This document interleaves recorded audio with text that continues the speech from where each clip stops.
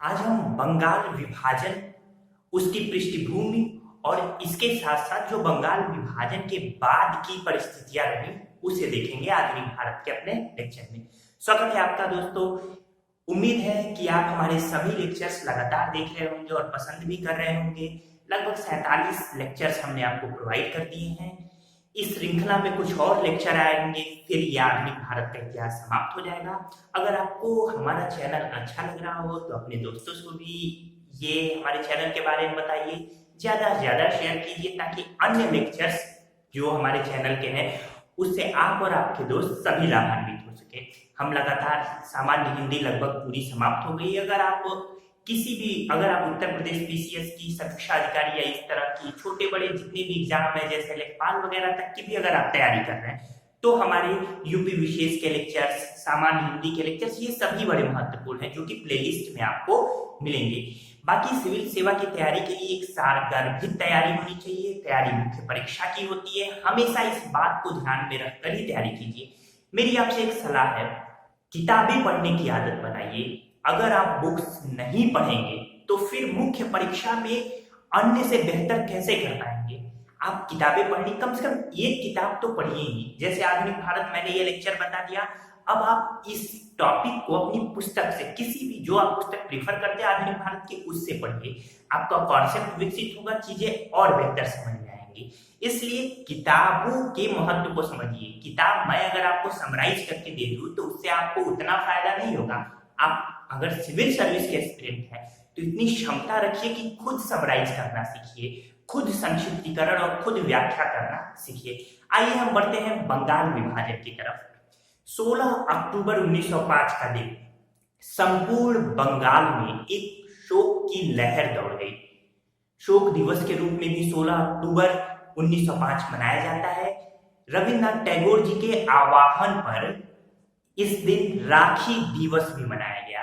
तो इस तरीके से ये क्या कारण रहा कि ये शोक दिवस और राखी दिवस मनाने की नौबत आ गई?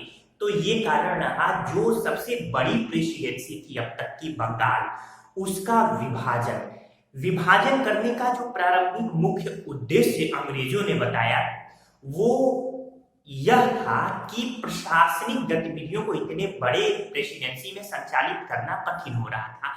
लेकिन वास्तविकता ये थी कि प्रारंभ से ही बंगाल राष्ट्रीय चेतना का एक केंद्र बिंदु हो चुका था। यहाँ से बहुत सारे राष्ट्रीय चेतना के व्यक्तित्व बाहर निकल रहे थे।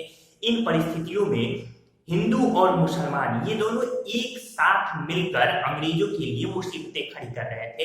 अंग्रेज जो कि पहले से ही फूट डालो और राज करो की नीति का अनुकरण करते चले आ रहे थे, वो उन्हें एक मौका मिला। उन्होंने इस बंगाल विभाजन को एक मौके के रूप में देखा।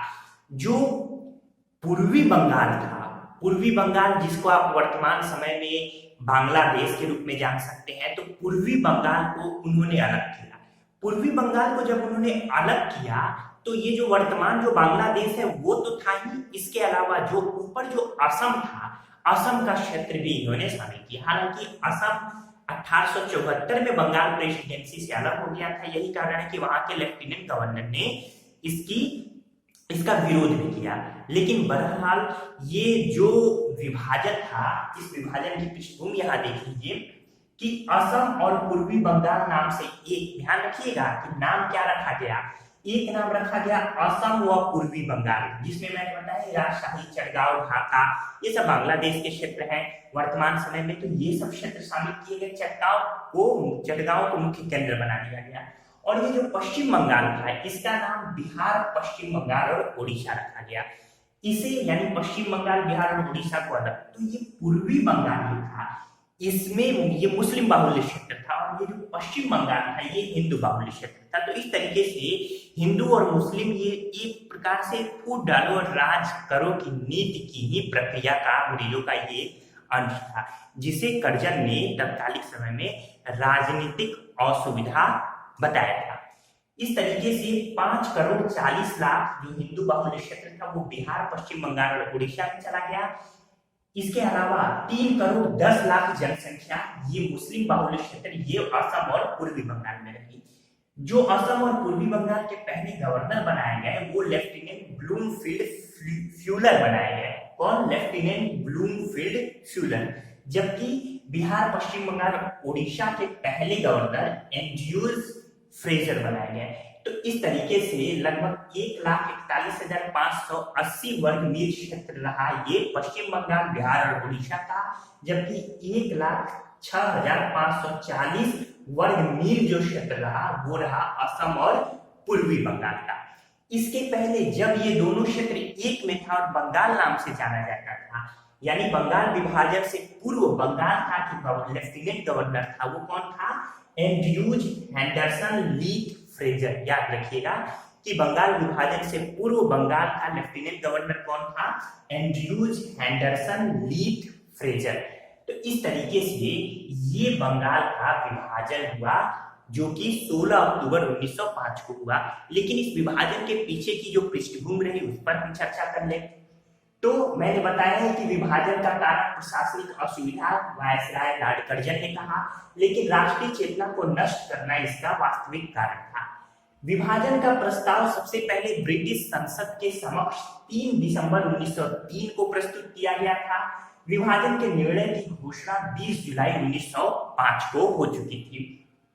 इसके बाद भारतीयों की तरफ से 7 अगस्त 1905 को मणिंद्र चंद्र नंदी की अध्यक्षता में कोलकाता में स्वदेशी प्रस्ताव पारित किया गया।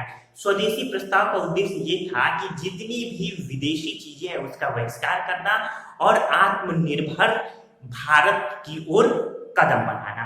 तो इस तरीके से अंततः 16 अक्टूबर 1905 का दिन बंगाल विभाजन के रूप में दिखाई देता है, यानी बंगाल विभाजन हुआ। इस दिन शोक दिवस और राखी दिवस मनाया गया।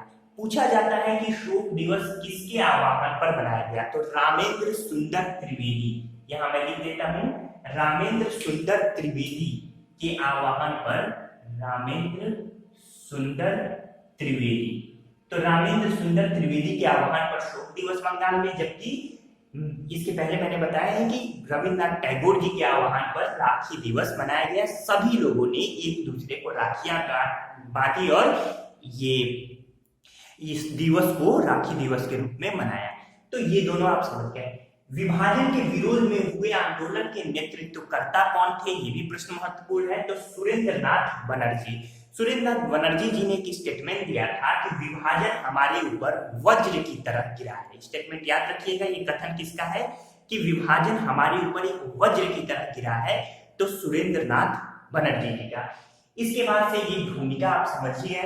इसके बाद से स्वदेशी व बहिष्कार आंदोलन का अनुमोदन। स्वदेशी मैंने बताया है कि आत्मनिर्भर भारत की तरफ बढ़ना, और बहिष्कार मतलब ये हुआ कि विदेशी जो भी सामान थे, जो भी वस्त्र थे, जो भी सामान इस्तेमाल हो रहे थे उसका पूर्ण रूप से भारतीयों द्वारा बहिष्कार किया जाना। इस तरीके से स्वदेशी और बहिष्कार आंदोलन की भूमिका साथ साथ चलती है, और बंगाल विभाजन से पूर्व ही स्वदेशी आंदोलन का प्रस्ताव पारित हो चुका था। तो स्वदेशी व बहिष्कार आंदोलन का अनुमोदन बनारस कांग्रेस के बनारस अधिवेशन में 1905 में किया गया था। बहिष्कार प्रस्ताव मदन मोहन मालवीय जी ने पेश किया, जबकि लाला लाजपत राय जी ने इसका समर्थन किया। ये एक पॉइंट महत्वपूर्ण है।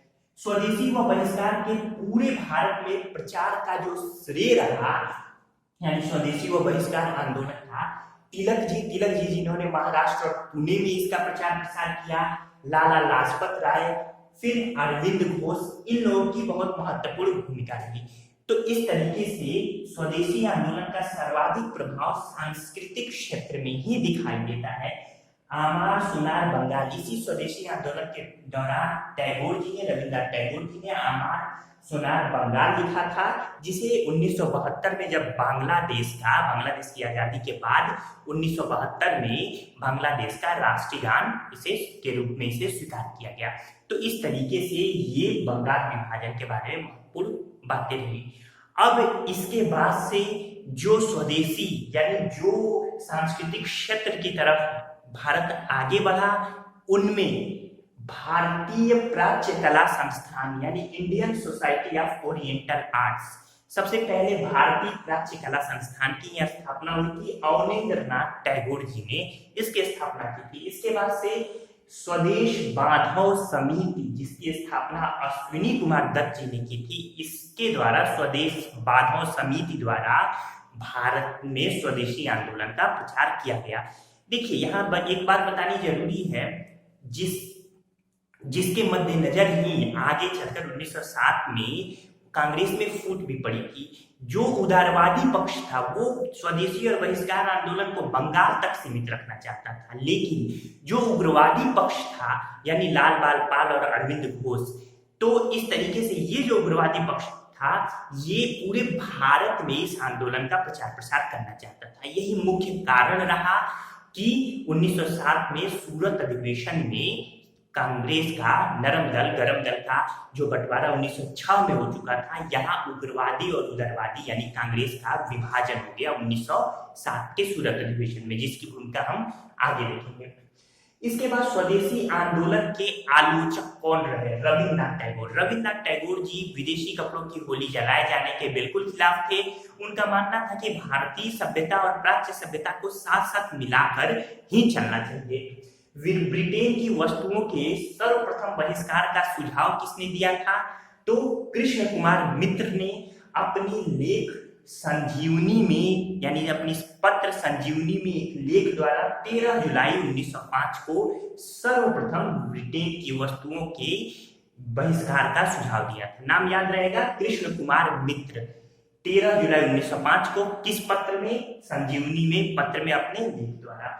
स्वदेशी आंदोलन के कुछ प्रमुख जो नेतृत्वकर्ता विभिन्न क्षेत्रों में रहे, आपकी परीक्षाओं में पूछे जाते हैं। मद्रास में तो चिदम्बरम पिल्लई ने मद्रास में स्वदेशी आंदोलन का नेतृत्व किया, जबकि दिल्ली में सैयद हैदर रजा ने नेतृत्व किया।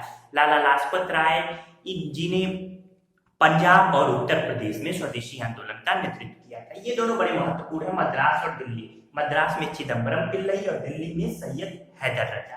इसके बाद से राष्ट्रीय शिक्षा परिषद की स्थापना हुई थी। 15 अगस्त 1906 को राष्ट्रीय शिक्षा परिषद की स्थापना हुई, जिसके प्रथम अध्यक्ष सतीश चंद्र मुखोपाध्याय जी थे। इसके बाद बंगाल केमिकल स्वदेशी स्टोर की स्थापना आचार्य प्रफुल्ल चंद्र राय ने की।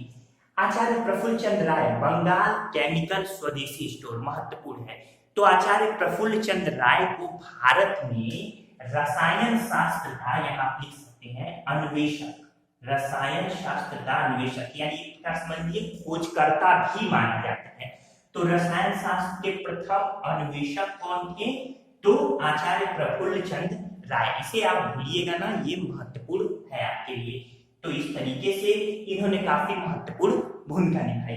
इसके बाद से हिस्ट्री ऑफ हिंदू केमिस्ट्री की भी आचार्य प्रफुल्ल चंद्र राय ने रचना की। किसकी? History of Hindu chemistry. Bengal national Bengal national college व स्कूल की स्थापना शांति निकेतन, जो टैगोर जी का शांति निकेतन था, उसी के तर्ज पर की गई थी। बंगाल नेशनल कॉलेज की स्थापना 14 अगस्त 1906 को की गई थी, जिसके प्राचार्य अरविंद घोष जी बनाए गए थे। स्वदेशी आंदोलन के समय जो शीर्षक गीत रहा, प्रमुख गीत रहा, वो बंकिम चंद्र चटर्जी द्वारा लिखित वंदे मातरम रहा। इस समय H.W. नेविल्सन ब्रिटिश पत्रकार थे जो कि भारत में मौजूद थे और इस आंदोलन का आंखों देखा हाल बयां कर रहे थे। कौन? H.W. नेविल्सन। सबसे पहली बार स्वराज की मांग किसने उठाई थी? तो इसी आंदोलन के मद्देनजर 1906 के कलकत्ता अधिवेशन में दादा भाई नौरोजी ने सबसे पहले ये मांग उठाई थी। तो इस तरीके से ये प्रश्न भी महत्वपूर्ण था। तो ये सारी चीजें मैंने आपको बताई कि बंगाल विभाजन कैसे हुआ और बंगाल विभाजन के समय कौन कौन सी परिस्थितियां रही। बंगाल विभाजन के समय अगर हम बात करें तो स्वदेशी आंदोलन के दौरान पहली बार महिलाएं पर्दे से बाहर निकली। महत्वपूर्ण पॉइंट है, पहली बार महिलाएं पर्दे से बाहर निकली और पर्दे से बाहर निकल धरने और आंदोलनों में यानी प्रदर्शनों में अपनी शिरकत की यानी हिस्सा लिया। तो इस तरीके से सबसे पहली बार महिलाएं पर्दे से बाहर निकलकर धरने और प्रदर्शनों में कब शामिल हुई थी? तो इसका सही उत्तर होगा स्वदेशी आंदोलन के दौरान बंगाल, जो कि बंगाल विभाजन के बाद यानी परिप्रेक्ष्य में हुआ था। इसी क्रम में स्वदेशी आंदोलन अपनी ये जो स्वदेशी और बहिष्कार आंदोलन चल रहा था, ये अपने उद्देश्यों में इस कारण से सफल नहीं हो सका क्योंकि इसका जो किसान वर्ग था, तो अगर हम बारिशाल के किसान को छोड़ दें, ये जो बारिशाल के किसान थे, तो बारिशाल के किसान को छोड़ दिए तो स्वदेशी आंदोलन और बहिष्कार आंदोलन का जो सपोर्ट था वो किसानों ने नहीं किया। इसके अलावा जो उदारवादी पक्ष था वो भी पूरी तरीके से खुलकर इस आंदोलन के पक्ष में नहीं आया। मुस्लिम वर्ग के बहुत कम कुछ प्रमुख लोगों को छोड़ दिया जाए जिन्होंने अहरार आंदोलन चलाया था 1906 में, तो मुस्लिम वर्ग पूरी तरीके से इस आंदोलन से अपने आप को अलग रहा। इवन उन्होंने 1906 में अपनी एक नई लीग की स्थापना की। तो इस तरीके से इस आंदोलन को जो सहयोग प्राप्त हुआ था वो उच्च वर्ग का सहयोग प्राप्त हुआ था, जो तत्कालीन समय में ये उच्च वर्ग था बंगाल का। इसके अलावा मध्यम वर्ग का सहयोग प्राप्त हुआ था और जमींदारों का सहयोग प्राप्त हुआ था, यानी एक विशेष वर्ग तक ही ये सीमित रह गया। इसके अलावा छात्रों का भी सहयोग प्राप्त हुआ था, लेकिन छात्रों जब अंग्रेजों ने दमनकारी अपनी प्रवृत्तियां शुरू की, प्रारंभ की, तो छात्रों का निर्ममता से कई कानून बनाकर विश्वविद्यालय स्तर पर दमन करना शुरू किया।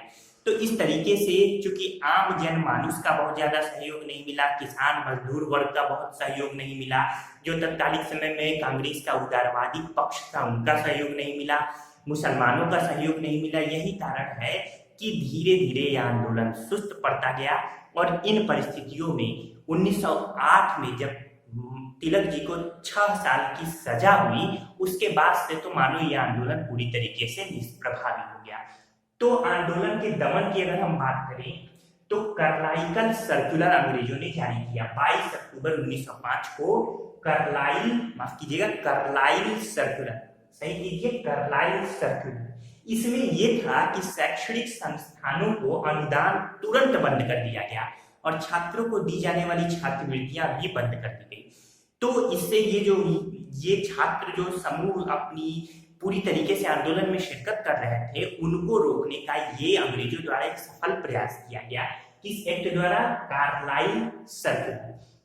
प्रमुख नेताओं को देश से निकाल दिया गया, जिसमें कृष्ण कुमार मित्र, फिर अश्विनी कुमार दत्त, लाला लाजपत राय, अजीत सिंह, इन सभी लोगों को देश निकाला दे दिया गया। 1908 में तिलक जी को 6 वर्ष की सजा दी, बर्मा भेज दिया गया मांडेय जेल में। इसके अलावा अरविंद घोष व बिपिन चंद्र पाल, इन दोनों लोगों ने सक्रिय राजनीति से संन्यास ले लिया। अब ये राजनीति में सक्रिय नहीं रहे। कौन कौन? अरविंद घोष, बिपिन चंद्र पाल, जिसमें अरविंद घोष पांडिचेरी चले गए और वहां उन्होंने अपने एक आश्रम की स्थापना की। तो इस तरीके से ये पूरी की पूरी बंगाल विभाजन की भूमिका रही। अंग्रेजों ने इस बंगाल विभाजन के बाद जो स्वदेशी और बहिष्कार आंदोलन था उसका दमन किया। इस बंगाल विभाजन की पृष्ठभूमि में कुछ बातों पर चर्चा करना बड़ा ही जरूरी है। क्यों? क्योंकि उन बातों की चर्चा के बाद हम 1911 की उस परिस्थिति में आएंगे जिसमें बंगाल विभाजन को कहने को तो रद्द किया गया, लेकिन भाषाई आधार पर ये जो रद्दीकरण था ये दरअसल दूसरा बंगाल विभाजन ही था। तो आइए इसके बाद हम देखते हैं मुस्लिम लीग की स्थापना। उम्मीद है दोस्तों कि यहाँ तक की सभी परिस्थितियां आपको समझ में आई होंगी और आपको कहीं कोई दिक्कत नहीं हुई होगी। तो आइए अब हम यहाँ आगे बढ़ते हैं। तो इसमें हम सबसे पहले देखते हैं मुस्लिम लीग की स्थापना। आप हेडिंग डाल सकते हैं मुस्लिम लीग की स्थापना। तो मुस्लिम लीग की स्थापना जो हुई थी आप जानते हैं कि 1906 में हुई थी। इसकी पृष्ठभूमि में सबसे पहले 3 अक्टूबर 1906 को आगा खां के नेतृत्व में 35 मुसलमानों का एक शिष्टमंडल शिमला में तत्कालिक वायसराय से मिला। तत्कालिक वायसराय कौन थे? तो लॉर्ड मिंटो। तो लॉर्ड मिंटो द्वितीय यानी लॉर्ड मिंटो से ये मिला। इसके बाद 30 दिसंबर 1906 को जो ढाका के नवाब थे सलीमुल्लाह, कौन? नवाब सलीमुल्लाह। तो नवाब सलीमुल्लाह के नेतृत्व में ढाका में एक अखिल भारतीय मुस्लिम शैक्षिक सम्मेलन का आयोजन किया गया। अखिल भारतीय मुस्लिम शैक्षिक सम्मेलन, इसको लिख सकते हैं आप, शैक्षिक सम्मेलन। तो इस सम्मेलन में नवाब द्वारा यानी सलीमुल्लाह द्वारा एक प्रस्ताव प्रस्तुत किया गया। इसी प्रस्ताव के प्रस्तुत करने के बाद मुस्लिम लीग यानी भारतीय मुस्लिम लीग की स्थापना हुई। भारतीय मुस्लिम लीग की जो स्थापना हुई तो प्रथम जो बैठक हुई थी जो कि 1907 में कराची में प्रथम बैठक हुई थी। इस बैठक के जो अध्यक्ष बनाए गए थे प्रथम बैठक के वो थे वकार उल मुल्क मुश्ताक हुसैन। तो ये प्रथम बैठक के अध्यक्ष थे। कौन? वकार उल मुल्क मुश्ताक हुसैन। इसके बाद जो संस्थापक अध्यक्ष थे वो कौन था? नवाब सलीमुल्लाह था। ये नवाब सलीमुल्लाह को संस्थापक ये अध्यक्ष ये थे, याद रखिएगा। इसके बाद से इसका मुख्यालय जो था वो लखनऊ था, लेकिन 1908 में लंदन में भी इसका एक मुख्यालय खोल यानी एक अन्य शाखा खोली गई जो कि सैयद अमीर अली द्वारा ये शाखा खोली गई थी। यहाँ कुछ बातें बतानी जरूरी है कि अगर आगा खां अक्सर भ्रम हो जाता है, इसके जो संस्थापक अध्यक्ष थे वो आगा खां नहीं बल्कि संस्थापक अध्यक्ष नवाब सलीमुल्लाह थे, इसे भूलिएगा नहीं, ठीक। और प्रथम बैठक के अध्यक्ष वकार उल मुल्क मुश्ताक हुसैन। प्रथम बैठक कहाँ हुई थी? कराची में।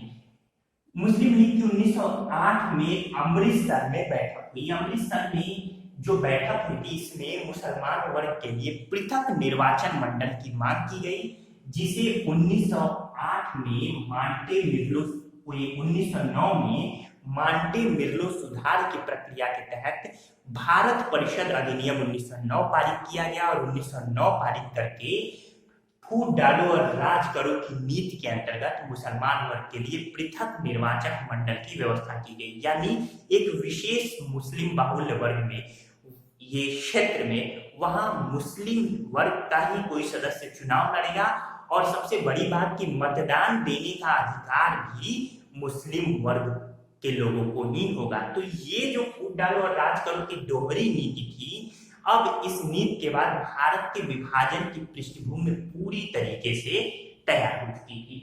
तो इस तरीके से मुसलमानों का एक विशेष वर्ग जो कि इस आंदोलन से अलग रहा और उसने मुस्लिम लीग की स्थापना की। लेकिन एक और वर्ग था जिसने बंगाल में 1906 में अहरार आंदोलन चलाया।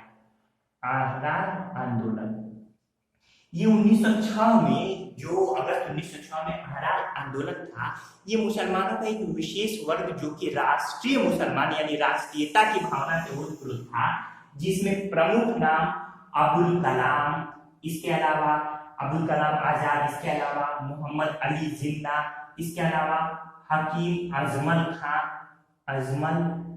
इसके अलावा हसन इमाम, इसके अलावा नजरुल हक, जफर अली। तो ये प्रमुख नाम रहे जो कि अहरार आंदोलन में शामिल है। इसके बाद की गतिविधि रही 1907 का सूरत अधिवेशन।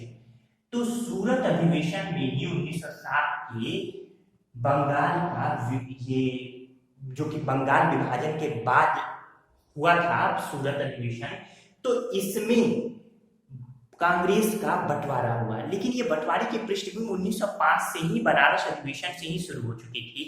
इसके बाद 1906 में जो कोलकाता में अधिवेशन हुआ था, इस अधिवेशन में स्वदेशी बहिष्कार, शिक्षा प्रणाली, सबको ये सब प्रस्ताव पारित हुए थे। लेकिन 1907 की जो यहाँ पे गतिविधियां रही सूरत अधिवेशन की, इसमें सबसे प्रमुख कारण तो ये था कि दो दल जो उदारवादी थे और उग्रवादी थे, तो जो उग्रपंथी थे वो लाला लाजपत राय को अध्यक्ष बनाना चाहते थे। कौन? उग्रपंथी। लेकिन जो उदारवादी संघ था वो रास बिहारी बोस को अध्यक्ष बनाने का पक्षधर था। अंततः रास बिहारी बोस सूरत अधिवेशन के अध्यक्ष बने और इसमें ये कहीं से अफवाह फैल गई कि उदारवादी जो है वो बहिष्कार प्रस्ताव, इसके अलावा जो स्वदेशी प्रस्ताव है, शिक्षा प्रस्ताव है, ये सभी खारिज करना, निष्प्रभाव ही करना चाहते हैं। तो ये जो अफवाह फैली, इस अफवाह के बाद से अब सूरत अधिवेशन में उग्रपंथी और रास बिहारी बोस की अध्यक्षता में जो हुआ था, तो उग्रपंथी और उदारवादी ये दो संघ बने। हालांकि नरम दल और गर्म दल की भूमिका 1906 के कलकत्ता अधिवेशन में ही पड़ चुकी थी। 1906 के बाद से ही अब नरम दल और गरम दल जैसे वक्तव्य कांग्रेस के लिए प्रस्तुत होने लगे थे। तो इन परिस्थितियों में सूरत अधिवेशन को आपने देखा कि सूरत अधिवेशन में किस तरीके से ये कांग्रेस का विभाजन हुआ। सूरत अधिवेशन के बाद की अगर हम बात करें तो सूरत अधिवेशन के बाद मार्ले मिंटो सुधार वगैरह, मैंने ये आपको बताया कि मार्ले मिंटो सुधार के तहत कैसे ये पृथक निर्वाचक मंडल की व्यवस्था की गई। सूरत अधिवेशन के बाद अब 1908 में प्रयागराज, वर्तमान प्रयागराज तत्कालिक इलाहाबाद में जो उदारवादी संघ था उनका एक अलग से अधिवेशन हुआ और तमाम प्रकार के संविधान निर्माण की प्रक्रिया की बात हुई। इसके बाद से अब हम देखते हैं दिल्ली दरबार। दिल्ली दरबार 1911 में ये दिल्ली दरबार हुआ था। दिसंबर 1911 में ब्रिटिश सम्राट जॉर्ज पंचम, याद रखिएगा, ब्रिटिश सम्राट जॉर्ज पंचम वह महारानी विलियम मेरी, तो जॉर्ज पंचम ब्रिटिश सम्राट और महारानी विलियम मेरी ये दिसंबर 1911 में भारत आने वाले थे और ये भारत आए। इस समय जो भारत के वायसराय थे वो कौन थे? लॉर्ड हार्डिंग द्वितीय। देखिए, अंग्रेजों के लिए लॉर्ड जैसे शब्द का प्रयोग वर्तमान समय में प्रासंगिक नहीं है, फिर भी इस पर सरकार को विचार करना चाहिए कि क्या अब पुस्तकों से ये लॉर्ड जैसे शब्दों को हटा दिया जाए, क्योंकि तत्कालिक समय में अंग्रेज अपने आप को श्रेष्ठ साबित करने के लिए लॉर्ड यानी ईश्वर भगवान जैसे शब्दों का इस्तेमाल किया करते थे। तो मेरी राय है कि वर्तमान समय में सरकार को इस पर विचार करना चाहिए और ये जो लॉर्ड जैसे शब्द हैं अंग्रेजों के लिए, वायसराय और तमाम लोग के लिए, इसे हटाने पर विचार करना चाहिए। फिलहाल हम इसे जाने यहाँ कि वायसराय और लॉर्ड हार्डिंग द्वितीय। इन परिस्थितियों में दिल्ली दरबार में बंगाल विभाजन को रद्द किया गया। बंगाल विभाजन रद्द हुआ कब? 12 दिसंबर 1911 को। लेकिन ये रद्द किस प्रकार से हुआ? कहने को तो ये रद्द हुआ, लेकिन भाषा के आधार पर अब बंगाल का विभाजन कर दिया गया, जिसके तहत भाषा के आधार पर बंगाल और ये बिहार और उड़ीसा को मिलाकर एक अलग राज्य बना दिया गया। ठीक, 1912 में बिहार और उड़ीसा को मिलाकर एक अलग राज्य बना दिया गया। इसके अलावा जो असम की स्थिति थी, तो ये 1874 में असम की जो भूमिका थी, क्योंकि मैंने बताया कि 1874 में असम बंगाल प्रेसिडेंसी से पहले ही अलग हो गया था। यही कारण है कि जब 1905 में असम को बंगाल विभाजन के समय पूर्वी बंगाल के साथ जोड़ा गया, तो जो असम के कमिश्नर थे हेनरी कॉटन, ये असम के कमिश्नर थे, इन्होंने विरोध किया था असम को बंगाल प्रेसिडेंसी में यानी पूर्वी बंगाल में सम्मिलित करने का। इस समय की परिस्थिति क्या रही? अब असम और सिलहट को मिलाकर एक अलग राज्य बनाया गया, फिर बिहार और उड़ीसा को एक अलग राज्य बनाया गया और बंगाल और बांग्लादेश, वर्तमान बांग्लादेश, इसे बंगाल के नाम से जाना गया, क्योंकि यहाँ पे लोग बंगाली भाषा बोलते थे। तो इस तरीके से बंगाली बोलने वाले को अलग कर दिया गया, शेष बिहार और उड़ीसा को एक अलग राज्य बनाया गया इन दोनों को मिलाकर, और असम को एक अलग राज्य बनाया गया 1874 की परिस्थिति पर लाया गया, जिसमें सिलहट का हिस्सा जोड़ दिया गया। तो ये दरअसल कहने को बंगाल विभाजन का रद्दीकरण था, लेकिन इसे द्वितीय बंगाल विभाजन कहे तो कोई अतिशयोक्ति इसमें नहीं होगी। इसके बाद से 1 अप्रैल 1912 को अब जो भारत की राजधानी थी वो कलकत्ता से दिल्ली स्थानांतरित कर दी गई। तो इस तरीके से भारत की राजधानी कलकत्ता से दिल्ली कब स्थानांतरित हुई? 1 अप्रैल 1912 को। बंगाल और उड़ीसा अलग राज्य के रूप में कब सामने आए? तो 1912 में। याद रखिएगा, बंगाल और उड़ीसा यहाँ एक साथ है। 1936 में फिर अंततः बंगाल मैंने बोल दिया बिहार समझिए, तो अंततः 1936 में बिहार और उड़ीसा को अलग किया, यानी बिहार अलग राज्य बन गया और उड़ीसा अलग राज्य बन गया। तो इन परिस्थिति को याद रखिएगा। तो इस तरीके से ये दिल्ली दरबार के बाद की पूरी भूमिका रही। यहाँ ये बताना जरूरी है कि एक कमेटी अरुंडेल कमेटी। ये जो अरुंडेल कमेटी थी जो कि 1906 में तत्कालीन वायसराय लॉर्ड मिंटो द्वितीय तो अरुंडेल कमेटी की स्थापना किसने की थी? तत्कालीन वायसराय लॉर्ड मिंटो द्वितीय ने की थी। अरुंडेल कमेटी ने बंगाल विभाजन को रद्द करने की सिफारिश प्रस्तुत की थी। यह एक और बात आपको बताना जरूरी है, वो है हार्डिंग बम कांड। हालांकि ये क्रांतिकारी आंदोलनों में भी आएगा, लेकिन 1912 का ये जो दिल्ली में हुआ हार्डिंग बम कांड था, इसकी भूमिका शॉर्टकट में देख लेते हैं। 23 दिसंबर 1912 को जब लॉर्ड हार्डिंग जो कि वायसराय, जब ये राजधानी स्थानांतरित हो रही थी तो कोलकाता से ज्यों ही दिल्ली में इनका प्रवेश हुआ त्यों ही हार्डिंग पर बमबारी हुई, लेकिन हार्डिंग बच गए थे इसमें। इस हार्डिंग बमकांड की योजना जो बनाई थी वो देहरादून में रास बिहारी बोस ने बनाई थी। अंततः जब ये अंग्रेजों को पता चला, उससे पहले ही रास बिहारी बोस खुद को यानी अंग्रेजों की गिरफ्त से बचने के लिए जापान चले गए और इस तरीके से ये हार्डिंग बमकांड की भूमिका रही। अन्य जो भी दोषी इसमें अंग्रेजों ने जिन्हें पाया उन्हें अन्य सजाएं और फांसी की सजाएं भी हुई। तो इसकी परिस्थितियां, इसकी भूमिका हम आगे क्रांतिकारी आंदोलनों में भी देखेंगे। यहाँ मैंने प्रसंगवश बता दिया। तो इस तरीके से ये पूरा बंगाल विभाजन रहा। उम्मीद है बंगाल विभाजन की पूरी भूमिका आपको समझ में आई होगी। ठीक है दोस्तों, बने रहिए हमारे साथ। पूरा वीडियो देखने के लिए आपका बहुत बहुत धन्यवाद।